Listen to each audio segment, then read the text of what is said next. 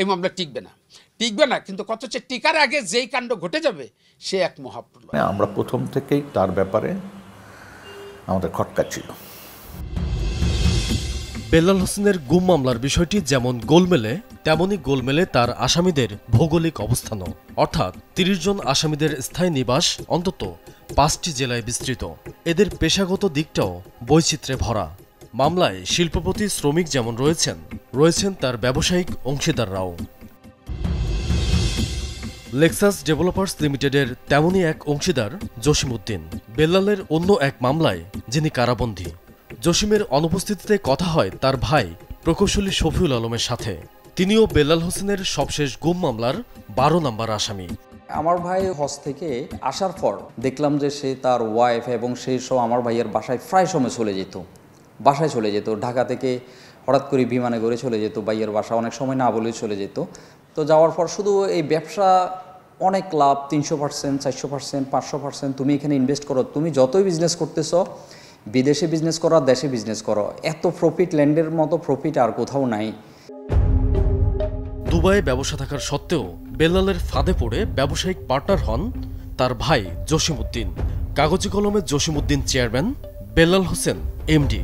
জসিমের নিয়মিত বিদেশ যাতায়াতের সুযোগ নিয়ে পুরো প্রতিষ্ঠান একাই নিয়ন্ত্রণ করতেন বেল্লাল হোসেন। বেল্লাল হোসেন যে কাজটা করছে সেটা হচ্ছে সে শুধু দলিলে ভ্যালু দেখায় সে 50% টাকা নিয়ে নিছে। কিন্তু যেখানে সে প্রতারণা করছে, যে জায়গাগুলো নিয়েছে সেই জায়গাগুলো অনেকগুলো জায়গার মালিকানা ফেক, ভুয়া। দেখা যাচ্ছে একই ব্যক্তির নাম একটা, ধরেন মিস্টার আলম, কিন্তু আরেক আলমকে দিয়ে সে জায়গার রেজিস্ট্রি নিয়ে নিছে। আবার কিছু একাইয়ের জায়গা কিনছে, পানি উন্নয়ন বোর্ডের, তারপরে এরকম আরও অনেক খাট জায়গা, যেগুলো কখনো দখল নেওয়া সত্য না এবং বিক্রি করাও সম্ভব না। এভাবে তাদের কাছ থেকে প্রায় ৩.৫ কোটি টাকা নেন বেল্লাল। সমস্যা শুরু হয় যখন তার প্রতারণার বিষয়গুলো একে একে সামনে আসতে থাকে। টাকা ফেরত চাইতে গেলে মামলা ঠুকে দেন বেল্লাল। এমনকি জসিমের স্ত্রী ও 2 ভাইয়ের নামেও একাধিক মামলা করেছেন। এই টাকাগুলো ফেরতের জন্য মামলাতে অগ্রসর হতে না পারে অথবা কারো মাধ্যমে এই টাকাগুলো আদায়ের জন্য মীমাংসা করতে না পারে, পর্যায়ক্রমে মামলা দিয়ে এসে প্রতি সপ্তাহে মাসে একটা মামলা দিয়ে আমাদেরকে প্রতিনিয়ত হয়রানি করে যাচ্ছে। এই মামলা চালানোর মতো এখন আমাদের আর এবিলিটি নেই।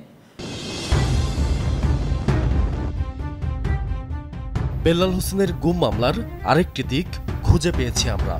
আসামিদের বড় একটি অংশের বাস পটুয়াখালীর কলাপাড়ায়, এবং যারা একেবারেই নিপাট খেটে খাওয়া মানুষ। কালাম চৌধুরী তাদেরই একজন। কুয়াকাটায় কেনা জমির দেখভাল করতেন, তাকে বেতন দিয়ে রেখেছিলেন বেল্লাল। গুম মামলার আসামিদের সাথে বেল্লাল হোসেনের দ্বন্দ্ব, বিরোধ সবই তার জানা। বেল্লাল মাঠের মধ্যে বিভিন্ন ধরনের বিভিন্ন জমিন কিনতো এর জমিন এর কাছ থেকে, এবং তাদের জমিন কিনে তাদেরকে ঠিকমতো টাকা দিত না, পয়সা দিত না। এরপরে এর জমিন দখলদার কিন্তু যার অরিজিনাল দলিল তার থেকে কিনতো না। কিন্তু সে আমরা যাই বলতাম কোনো কথাই সে শুনতো না।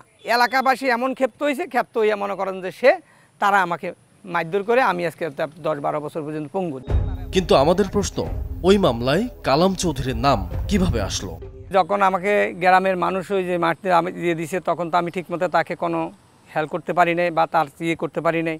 এরপরে সিআইডিতে তার নামে মামলা হয়েছে, সিআইডি তদন্ত আইছে, যেটা সত্য কথাটা আমি বলছি, কারণ সত্যটা তো আমি জানি।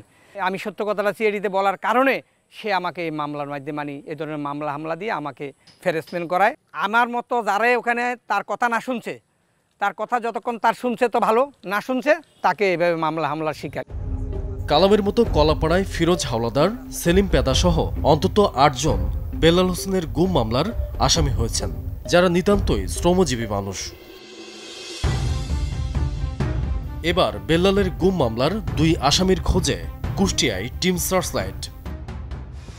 আনোয়ার হোসেন, পিতা হচ্ছে মৃত আলী আহমেদ। কুষ্টিয়া সদরের জিয়ারকি গ্রাম। গুম মামলার 28 নম্বর আসামি আনোয়ার হোসেনের বাড়ি। এই মামলা সম্পর্কে আপনি জানেন না? দেখি এই বড় ফোনটা তো একটু উঠাইনি।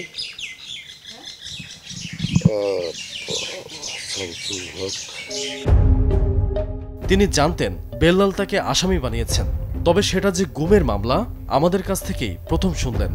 শুধু তাই নয়, গুমের সহযোগী হিসেবে যাদের সাথে তার নাম এসেছে তাদের কাউকেই চিনতে পারলেন না।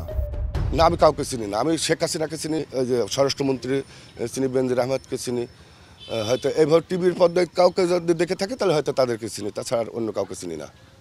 আর এদের সাথে আমার মতন একটা নগণ্য মানুষের কি করে পরিচয় হবে? গুম মামলার আরেক আসামি কুষ্টিয়ার শীর্ষ সন্ত্রাসী লিপটন। গত জুনে সেনা অভিযানে আটক হন তিনি। ঠিক কী কারণে তার নাম গুমের মামলায় তা জানা যায়নি। প্রতারণা করে শেষ পর্যন্ত কেউ পার পাবে না, সাময়িক পার পেতে পারে, কিন্তু এক সময় তাকে ধরা পড়তেই হবে, জেলে যেতেই হবে, শাস্তি ভোগ করতেই হবে। বেল্লাল হোসেনের গুমের মামলাসহ তার দাবি করা অভিযোগগুলোর বিষয়ে জানতে আমরা মুখোমুখি হই একজন সিনিয়র আইনজীবীর, যিনি প্রায় 3 দশক বিচারকের দায়িত্ব পালন করেছেন। এই মামলা টিকবে না, কিন্তু কত টিকার আগে যেই কাণ্ড ঘটে যাবে সে এক মহাপ্রলয়। কারণ এইখানে শেখ হাসিনাকে 1 নম্বর আসামি করে যদি অন্যদেরকে করায়, ধরে নয় সে ফ্যাসিস্ট, তারাও ফ্যাসিস্টের আব্বা আম্মা, তো এখন স্বাভাবিকভাবে কোর্টও জামিন দিতে ভয় পায়, কারণ তার ইনভেস্টিগেশন রিপোর্টটা নাই যে অ্যাকচুয়ালি তারা ফ্যাসিস্ট কি না। কথা বলি গুম সংক্রান্ত তদন্ত কমিশনের সদস্য নূর খানের সাথেও। গুমের মতো এমন গুরুতর অভিযোগ যখন প্রতারণার হাতিয়ার হয়, সে বিষয়ে কমিশনের কি করণীয়, এই প্রশ্ন ছিল তার কাছে। ভুল তথ্য দিয়ে কাউকে হ্যারাস করার জন্য কোনো অভিযোগ দায়ের করে, সেই ক্ষেত্রে কমিশন খুব স্পষ্ট মনে করে যে এইটি তো আমাদের অনুসন্ধানে ধরা পড়বেই, এবং উপরন্ত যাদের বিরুদ্ধে এই ধরনের মিথ্যা অভিযোগ কেউ আনে তারা যদি স্বপ্রণোদিত হয়ে কমিশনকে বিষয়টি জানান, কমিশন তখন এটি বিবেচনা করে দেখবেন। প্রতিবেদন প্রচারের পর বেল্লালের বিরুদ্ধে ব্যবস্থা নেওয়ার আশ্বাস দেন। আমরা প্রথম থেকেই তার ব্যাপারে আমাদের খটকা ছিল, কিন্তু খটকা থাকলে হবে না, তো প্রমাণ লাগবে। আপনার ইয়েটা প্রকাশ পেলেই আমরা ওইটা নিয়ে কাজ শুরু।